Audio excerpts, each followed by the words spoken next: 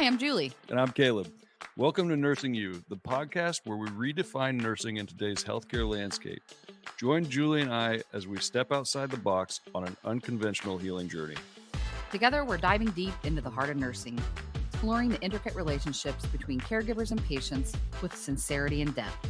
Our mission is to create an open and collaborative experience where learning is expansive and fun. From the psychological impacts of nursing to the larger implications on the healthcare system, we're sparking conversations that lead to healing and innovation. We have serious experience and we won't pull our punches, but we'll also weave in some humor along the way because we all know laughter is often the best medicine. It is, and we won't shy away from any topic, taboo or not. From violence and drugs to family and love, we're tackling it all. Our nursing knowledge is our base, but we will be bringing insights from philosophy, religion, science, and art to deepen our understanding of the human experience. So whether you're a nurse, a healthcare professional, or just someone curious about the world of caregiving, this podcast is for you. One last thing, a quick disclaimer before we dive in. While we're both registered nurses, nothing we discuss here should be taken as medical advice. Always consult with your doctor or a qualified healthcare provider for any medical concerns you may have. The views expressed here are our own and don't necessarily reflect those of our employers or licensing bodies. So let's get started on this journey together. Welcome to Nursing You, where every conversation leads to a healthier world. All right. We just did a breathing session, so we're both feeling wonderful, kind of like we could take a nap. Yeah. Even though we just woke up. But that's how it leaves you, that brain and that oxygen and the chance to surrender is the word I always feel when you're just surrendering to the breath and the way that your body takes that breath. And it's a chemical reaction. It just is. So if you haven't tried breathing or some kind of breathing method, it's well worth it. So this week and for the next couple weeks, I think through January, we felt like maybe we wanted to talk about the future of nursing and what that brings. And we're not talking about, what the next pizza party is going to be, or, last week we talked a little bit about AI and, I think as we do organically, conversations just morph into a lot of our ideas about what we currently do and how we are changing. We internally are changing for the future. And sometimes looking at healthcare, at the industry, at what we do, at what we're a part of, feels ginormous and gross to me sometimes that I'm like even a part of that. But nurses will always be needed. And so what is our role? What is the future of what we are going to be a part of? We at the bedside, the people who are taking care of the other people.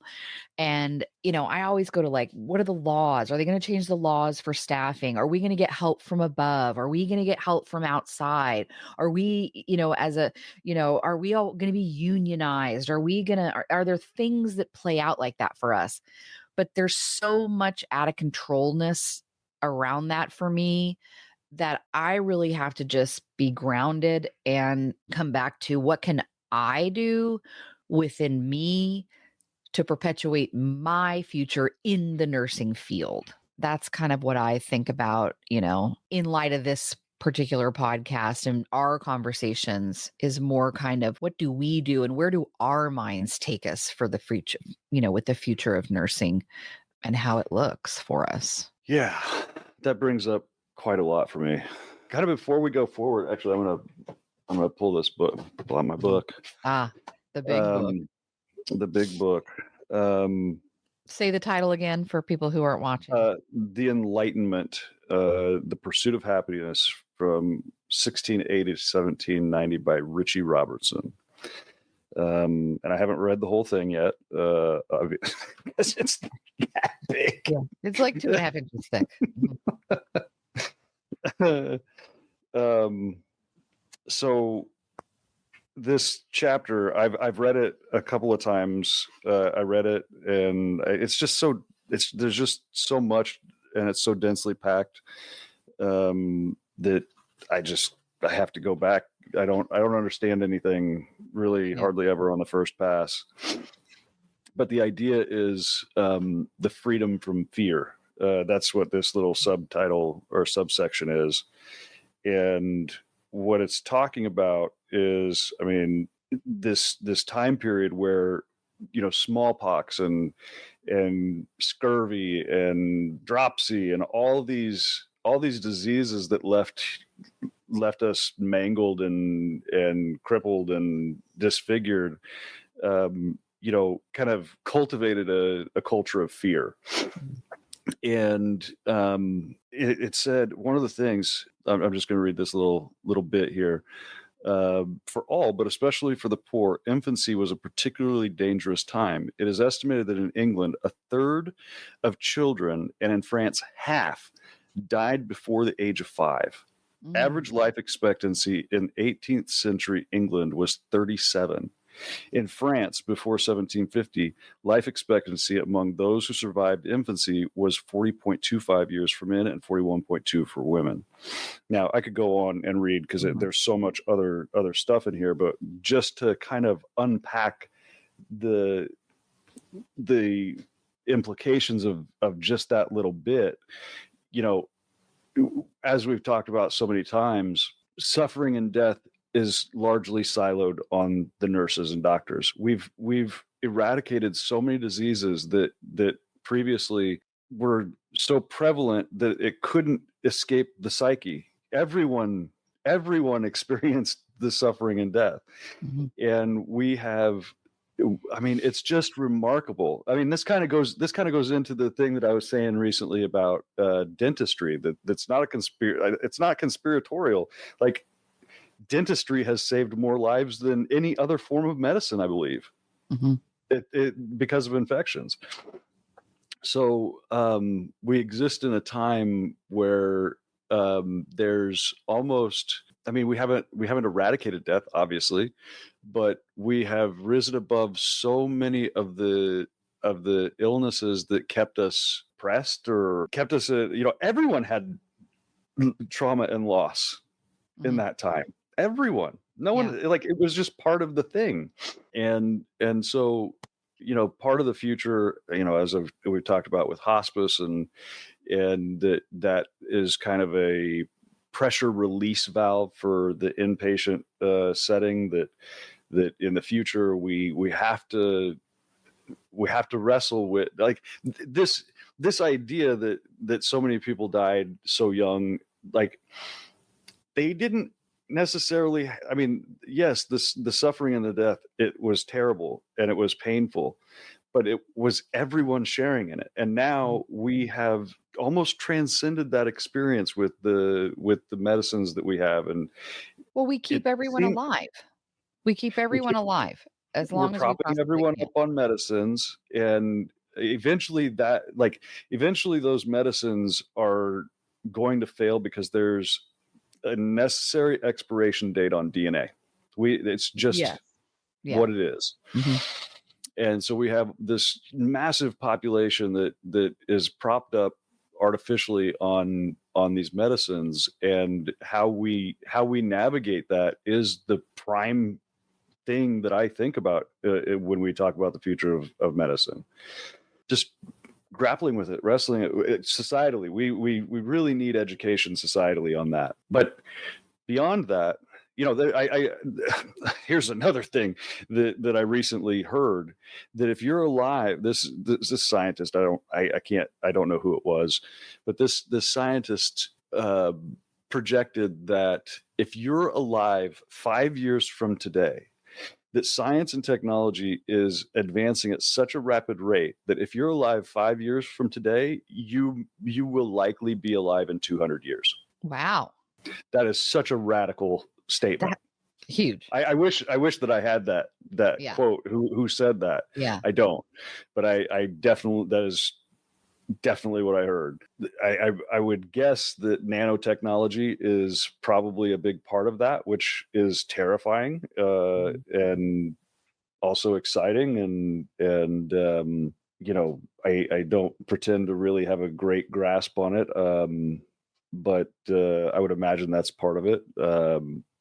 the other thing that I'll kind of go into a little bit of an educational mode in handing over the research that I've done on kind of what blockchain is, Mhm.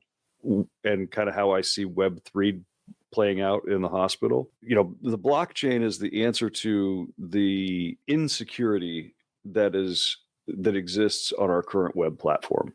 Mhm.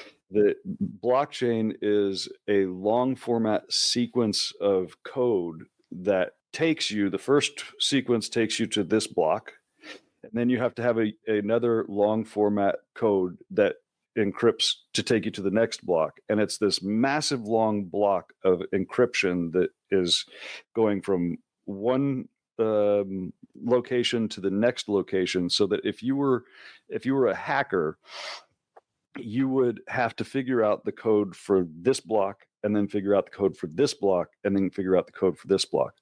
So blockchain is a method of encryption that provides exponential layers of security to all of our online platforms that we currently have, and actually not on the current platforms. That's the other thing, is that the blockchain is being used to build out what they call Web3. I don't fully understand what Web3 is, but it's a whole nother world of internet, and it's being built on top of what we currently use now. Mm. And that world, as I understand it, that world is going to have a lot of augmentation, meaning the way that I see, like for instance, one of the ways that I see the hospital hiring process happening is that they will come through kind of like Google Maps does with their cars that drive around. They take pictures of Uh-huh. every block and every house and every address. It'll be kind of like that. They'll set up a camera in a room. If let's just for you and I, for our conversation that we're having, we'll use the ICU that we worked in. Mhm. You can imagine all the coworkers that we had. We would all record we would all have to go through and record ourselves giving a tour of the unit. Mm. These are the supplies. This is the supply room. This is where you'll get this. This is where you get that. And so the applicant that would be coming in would have a digital representation of themselves, where they're like, wearing the goggles, the virtual reality or Mm. augmented reality goggles, and they're literally walking through the unit, and they get to walk up to whatever they can walk up to Julie and say, "Hi, Julie, my name's Mhm. whatever, Mhm. and I'd like you to give me a tour around the unit." She or he could pick whichever nurse. We've all done the process to do this thing, Mm. and there would be a virtual representation of our unit where any applicant could come in and literally interview us, which is a wild, like, that's just, I mean, It is wild, but I think really necessary, because I don't think nurses do that often enough, and therefore then find themselves inside a unit with people who that's not really what they would have chosen, you know? uh-huh. I mean, I think now this is my dream world. This is yeah, just how I have made yeah, sense of the information that I took in yeah. as I was researching what Web3 is and what blockchain is and what cryptocurrency is, because cryptocurrency is the thing that is being used to build out this new platform, and Mhm. that's why it has value. I mean, that's where its value is. So a lot of like crypto coins, um, as I understand it, and I'm not a big crypto guy, don't I want to understand things, so I research. But a lot of the crypto coins, some of them are just like, I don't know, they call them meme coins. They have no value, they have nothing, they contribute nothing. And I think people take advantage of other people by, you know promoting it and then pumping it up and then taking all their money out and dumping it on everyone. Anyway, Mm. but some of the cryptocurrencies are actually, like, for instance, that long format code. If you wanted to have the Julie.com, and it's on a blockchain, and you've got all of these encrypted codes that you have to get to, and I think that each time you access it, those blocks change, so that Oh, you couldn't just keep working at it until you yeah, get it. I think it right. changes, but the end destination, Julie.com, one of the crypto coins that I looked at, it provides the service of compressing that final block that is Julie.com. So it has a value within the ecosystem of blockchain. So that is like that, it derives its value by some contribution that it's making to this ecosystem that's being built. And this ecosystem that's being built, I mean, that's kind of on this, just in this conversation, the security that it provides enables, so the security that it provides enables us to have more confidence in technological developments. So one of the things that I personally think is terrifying are medical devices that could be hacked. That's a terrifying thought to me. An insulin pump could Yeah, get hacked. anything. Because they program all those from the outside anyways already. So that's a service or a medical technology that we have our minds wrapped around. When you get back to nanotechnology, like these little robots that they're they're using to build out healing modalities. If someone could get in there and recode those little robots, Yeah, dead. yeah. Dead. Yeah. What is that that guy from that show? Oh my gosh. I'll try to find that clip. Maybe we'll post it. It's very Yeah. funny. It can be very intimidating, especially for nurses who really are quite simple in their care. And, the things that we do during the day, during our 12-hour shift, that's, passing the meds, giving just the caretaking, the actual interaction between humans. To think of all of technology advancement, and it seems, well, kind of like what you first said, like it's scary. So it's Mhm. fear a little bit. Yeah. And even fear of not understanding. So you don't really even do any research about it, and you don't really know, because it seems too big, that how and why would you even need to understand that? Hmm. And for me, it kind of leaves me feeling, not at the, I don't have a say at the table. What is this going to bring for us? What does this mean for, the future of bedside nursing? Because there's so much that's unknown. That's kind of one of the points that I'm driving towards, is that at the end of the day, personal about accountability, like taking ownership of yourself. I mean, with taking ownership of yourself is that's where you started talking, or that's what I heard you say as you were kind of bringing us into this conversation. But to me, to me, that's it. With blockchain, I also think that we become, in some way, our own entities. That nurses, I do think that there's we need, systemic change has to happen, and one of the ways is, I think, that autonomy can be achieved through this.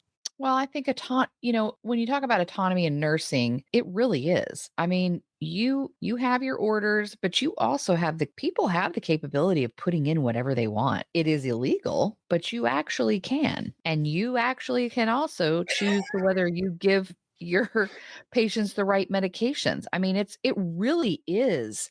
You have to have so much integrity and Oh yeah. honesty, and you have to feel the gravity of the autonomy that you have, Mm. caring for those humans who are 100% relying on you to do your very best, and for you to have such high integrity that you would not do anything knowingly to jeopardize their care.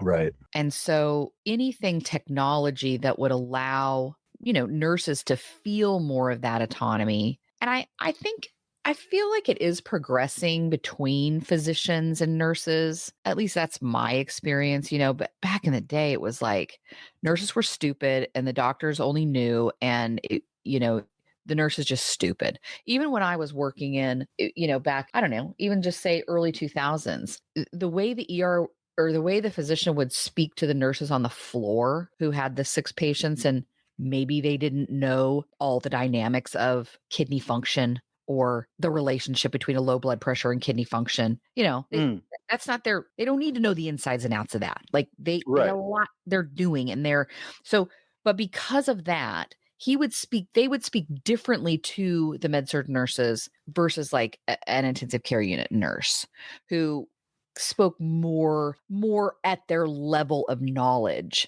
I don't know. I don't truly experience that anymore. Not to say that it doesn't go on, but I feel like nurses have been able to elevate their knowledge base and through technology, if you want to say, or just evolution of the nursing process and how things have to be done in the hospitals, we have been allowed to be a lot more autonomous and having an open mind and letting new technologies and new ways of doing things is not many nurses have a lot of trouble with that, with change and changing charting and doing things different. I mean, one thing you will always have, especially in an inpatient system, is change.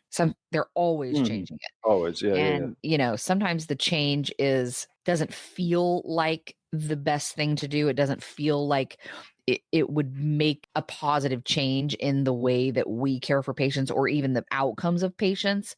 But overall, it's necessary and usually for the good or betterment of the care given or for the patient outcomes. And so I don't think about technology a lot and the way that it's may change the way that I actually nurse. Oh, see, I think it's going to radically change how we nurse. Yeah, it's something I really have never thought about really. I mean, it's almost like imagination.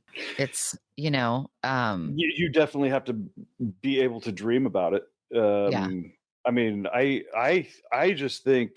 I mean, we've talked about waveforms in the past. I Mm, think waveform technology is absolutely the future of medicine. I don't think there's any way around that.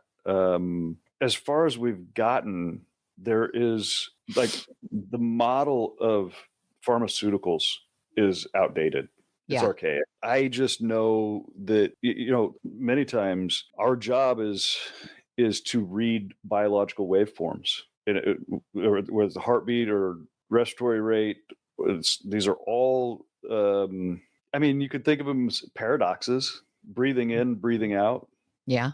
lub and dub. Yeah. You know, Yeah. Yeah. all of it. It's just the It is. wave of life, and we're sound waves, light waves, all of these different waveforms that inform. It's almost like some creative force is speaking it into existence.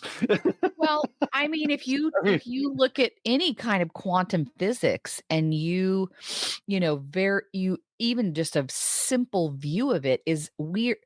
Everything is energy. Everything is particles, either in motion or you look at it and now it's just particles. So you either have the waveform and it's flow or it's particles and it's solid. Like mhm, everything is that. right. And as people start to understand that with your thoughts and with the energy of those thoughts, that's how we change. That's how our reality changes. We with the energy that we're putting off, we attract things into our lives. And so that's why that happens. So just the opposite can also happen. So if Mhm, you're ill and you have a dis-ease, a disease within your body, those also are just cells and particles. And yeah, I think there is going to be a lot more focus on using the mind as medicine You can't I don't believe in just no medicine. I don't believe in just going and living by yourself and just meditating 24 hours a day and then you will be better. Could that happen? Yes, I do believe that. But I do believe also that there is a role for medication. There's a role for cancer treatment. There's a role for hospitals, emergencies, surgeries, because things happen to our body. But Sure. I also believe that it's way underrated the power of our mind to also heal. Hmm. And I think and I hope for some of that to be brought into the mainstream medicine. If I were going to think about if I was going to imagine and do that, it would be brought into the hospital. It would be brought into to medical medicine, the piece of it that has to do with thoughts and motivation. I mean, how many times have you seen a patient and you just like maybe before open heart, they're getting ready to have surgery and they have the greatest outlook. They are positive. They're not stressed really about it. They've kind of surrendered and let that fear go and they're really just going. They know whatever outcome is going to do is what it's for and their family and they have the greatest mindset. And then you have another patient who is full of fear, full of stress. Their blood pressure is insane because nothing's responding to the medication because it's here.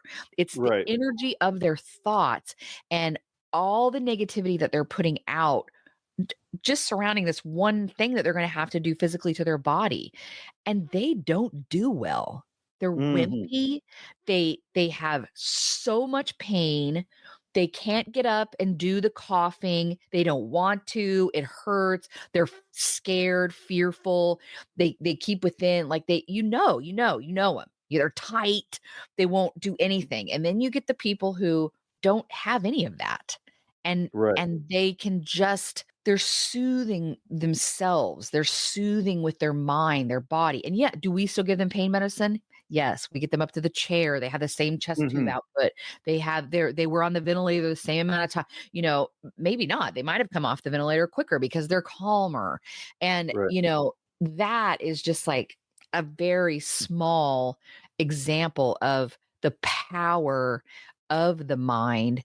And I personally believe that those kind of modalities are not integrated into medical inpatient acute care hospital settings Uh-huh. because they work. And Ah. so if some of that works, then maybe you don't need as much pain medicine. You weren't Uh-huh. on the ventilator as long. You Right. don't have poor outcomes. You don't come back with pneumonia. You don't leave Uh-huh. the unit and then have to come back in the unit because you didn't cough, because you have so much pain and you're scared and you won't eat and you're nauseous. I Do, don't do, believe that's do the happening. do the hospitals benefit from those poor outcomes? No, but overall, those patients stay in the system. Yeah. Yeah. They continue to need care. They have to go back to the doctor. They have to stay longer. They have to, and it always seems like, yeah, you would think that those hospitals would want to they get paid this, and this from the insurance, and you want them out. And there is a press for that to get them out on time so that they don't have to pay for anything over what the insurance is reimbursing. Hmm.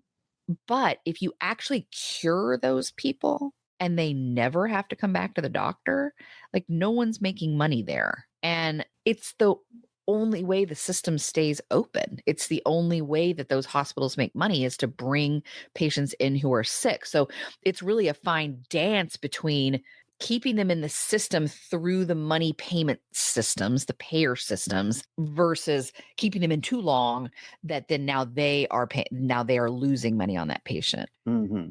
It's just something I always think about. But I mean, for just patients in general, and I feel like introducing energetics or thought mindset work with patients should be way bigger than it is.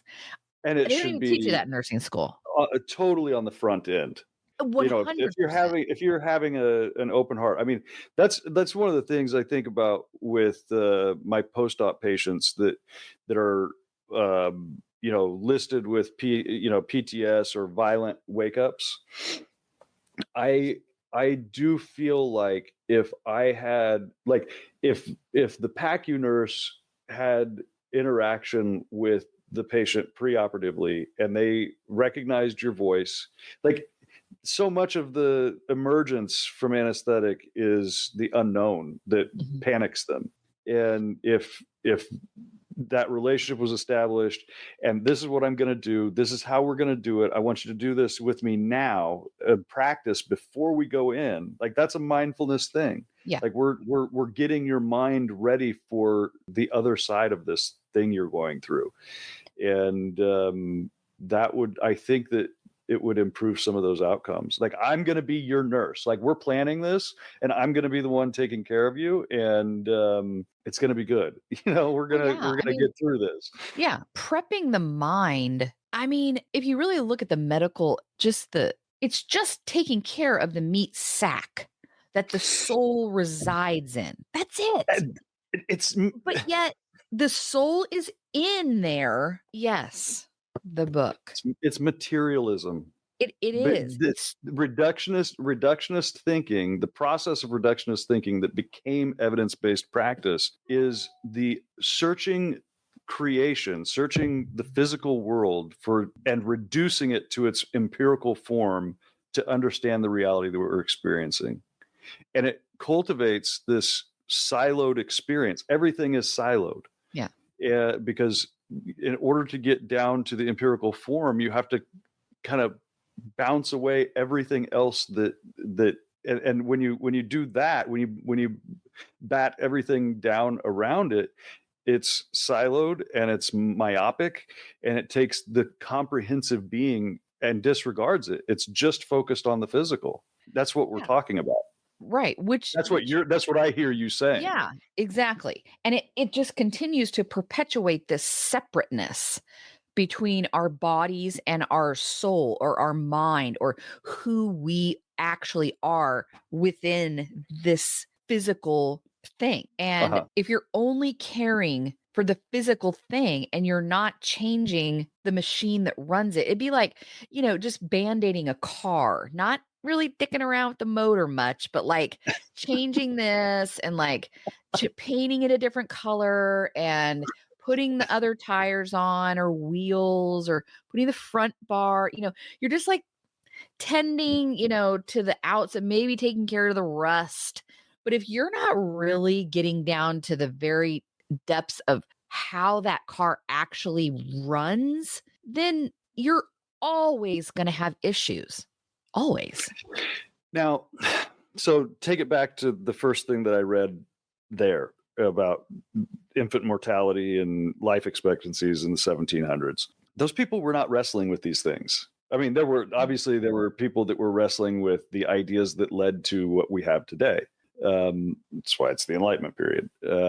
But these ideas, these problems that we're having are created by the lack of ultimately accepting the necessary expiration date of DNA. We're wrestling with these questions of suffering and death in this conversation because we have tools and answers.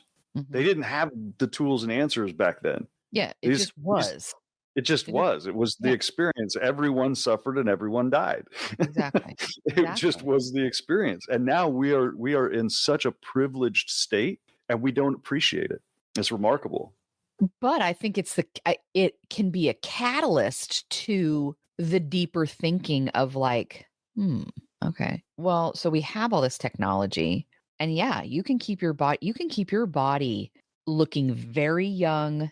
You can keep your body younger than stated age by lots of external technology, things, but yet our soul is constantly wanting and searching for growth and evolution. If you're only worried about the outside of the casing of you and the way that your skin looks and how tight it is around your face and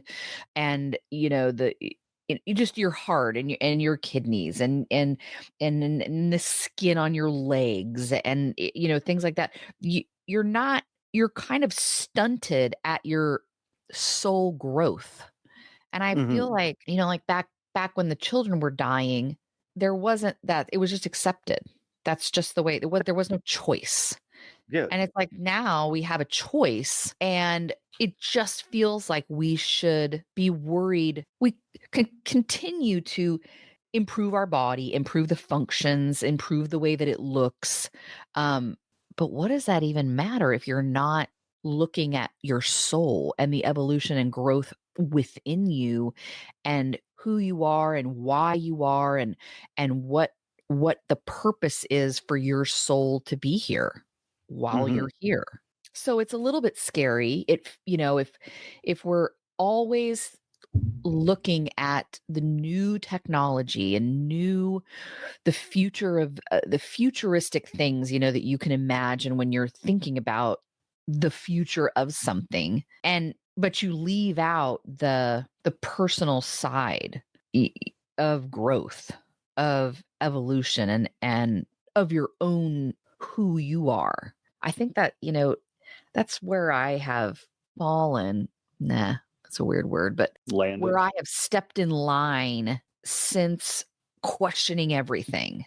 Mhm. When we have our bottom pit moments, and there may be multiple, Uh-huh. from that, that's kind of where I've stepped into. I've stepped out of the external um, thought process and stopped ignoring who this is. And I've been trying to like connect my inner with my outer. And I don't, with using technology, the nanotechnology and some of those things, there are benefits to it, but they're only physical unless you have that connection between your soul and your outer body, because Mhm.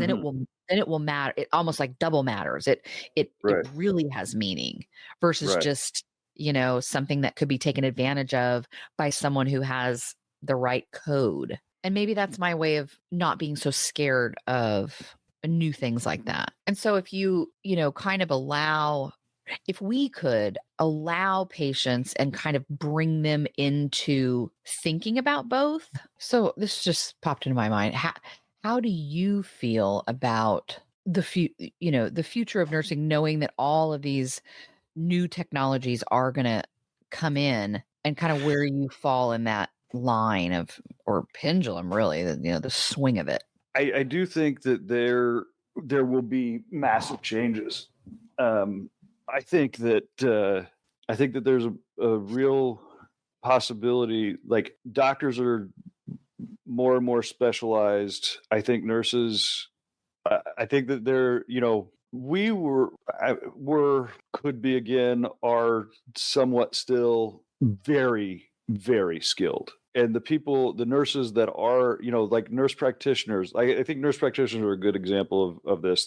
They're specializing, and I think that the specialization process will grow, and that more than likely there will be automation brought into hospitals, so it will require less and less human workforce. And I think that the home health model will return. I think that there's just no way around that, and that's kind of where I was going with the autonomy thing, that the blockchain nurses will be their own entity, that Mm, you'll be licensed and boarded in all the states, and almost like Uber for nurses. yeah. Like nurses will be like Uber drivers. Like they will have their own little business that they contract through different agencies, and they send them where they need them. And you just get on an app and be like, Yeah. I want to work this many hours today. I want to see this many patients, and I don't want to do anything else but that. I think there You is know, something. Remember that podcast you sent me with the gal? She was talking about nursing and staffing, and she had something similar that she started that business. It was Mm. her and a guy. She was on his podcast, but that's similar to what she had done. She had provided that autonomy and that nurses should be able to work when they can and where they want. I'll try to look that up. Yeah. But Was that the girl that was I think you might have even sent an email to her. was she the one that was working in Congress or presenting to Congress that oh the nursing pay model has to be reformed, that we need reimbursements like physicians. Yes. Yeah. Yeah. Yeah.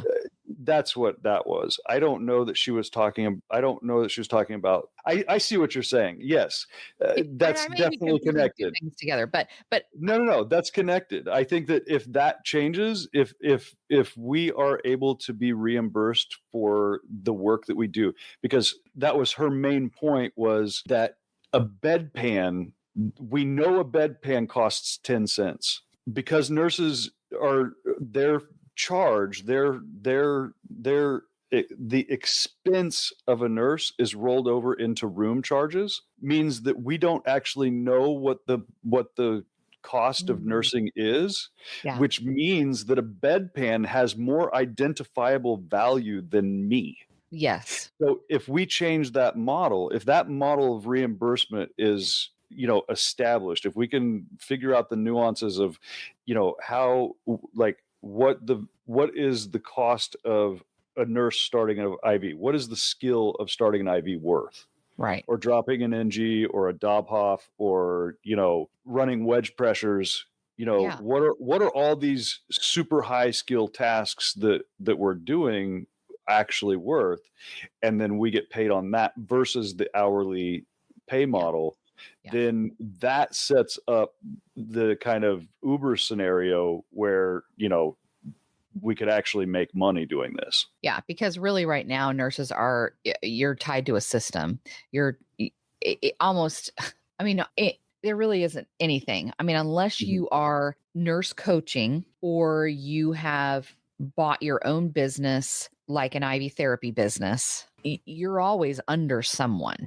You're under the direction of someone, you're under the guidelines of someone, you're under the, policies and procedures and staffing and the model and who they're going to tell you when to work and when not, and what holiday you got to work and what holiday, it would be a dream for nurses to be able to work like a physician does. I Physicians mean, have their well, own thing. that's kind of that. So that's kind of where, like, the automation piece. Like, I don't know how the automation, like, is going to happen. I don't know how the Jetson type robot makes its way into the hospital. Mhm. And I mean, to be perfectly honest, that creeps me out. It creeps me out to see robots.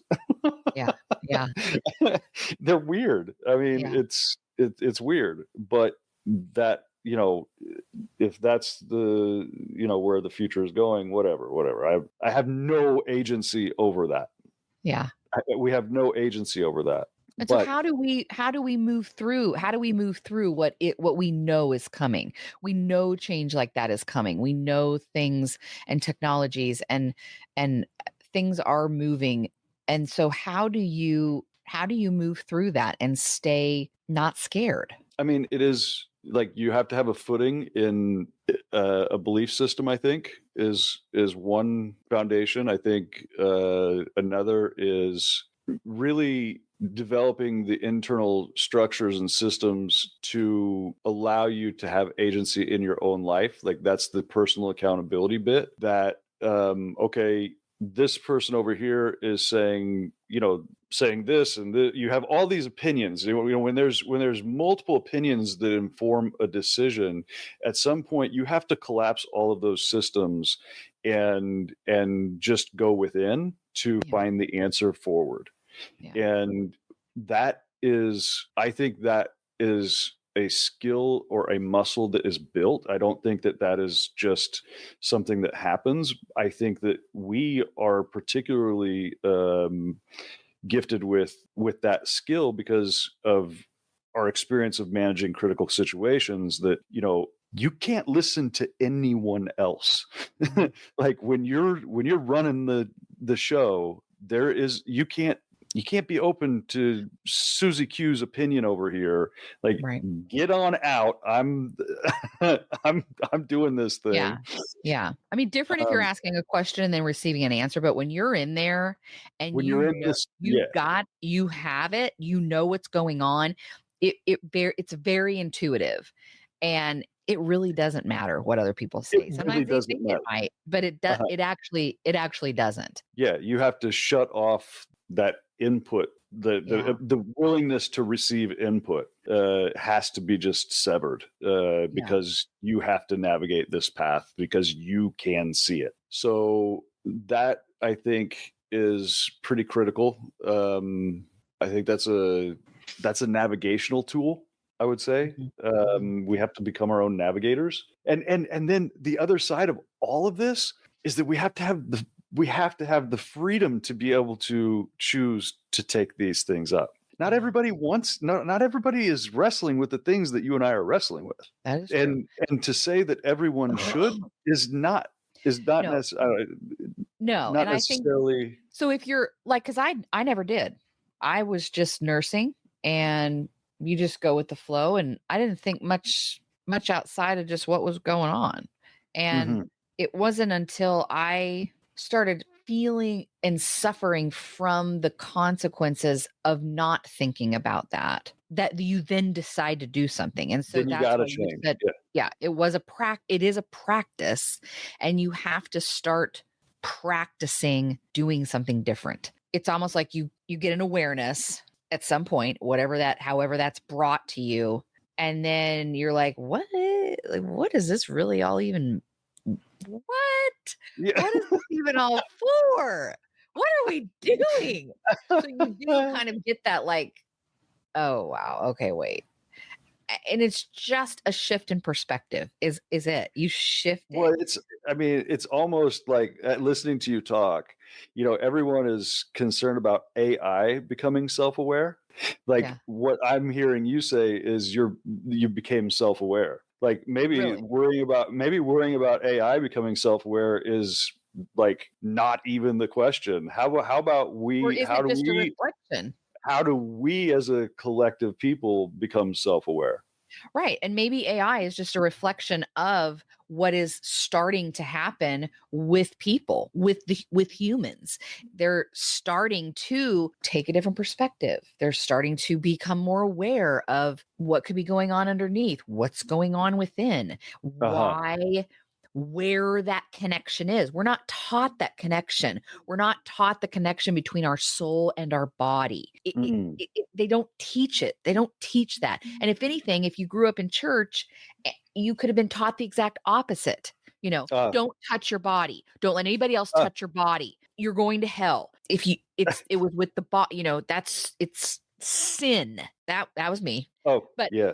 Just another perpetuation of body disconnect, because when you come and you're connected with who you are in the body you're in here now, things look so much different. Yeah. Because now you're the agent. I am the agent of who I am. Yes. I'm not, no one's telling me what to do, who to be, because that's what it was. I was told, you will do, you will be nice, you will be quiet. You don't talk to me like that. You will not be disrespectful. You will go to college. You will make money. You will clock in at a job. You will do that. It's all just that. But once you're able to take ownership, and sometimes it's yucky when you have to look at where you are. When I quit drinking, that was one of the first times that I really, and that was 7 years ago. And I am still learning how to be the agent of my body and my life. And I don't think that stops. I don't either. Yeah. It doesn't. So it's just one kind of progression situation after another. But one of the very first ones when I really had to be like, is to look at my drinking self and like, what was what was that about? Uh-huh. Why? Why? What were you doing? And so it's like unraveling so that you can make sense of it Uh-huh. and not berating yourself, not judging yourself, not focusing on all the external things that made you that way, because none of that matters. It really is just where you are. And Uh-huh. if you can stop and see right where you are current now, that's where then you can change your future and where you're going. If you're Mm. constantly looking at the back of the bus, you're never going to know where you're going. You're right. We hope you've enjoyed this week's episode. Remember, the conversation doesn't end here. Keep the dialogue going by connecting with us on social media posted in the links below or by visiting our website. Together, let's continue to redefine nursing and shape a brighter future for those we care for. Until next time, take care, stay curious, and keep nurturing those connections. And don't forget to be kind to yourself.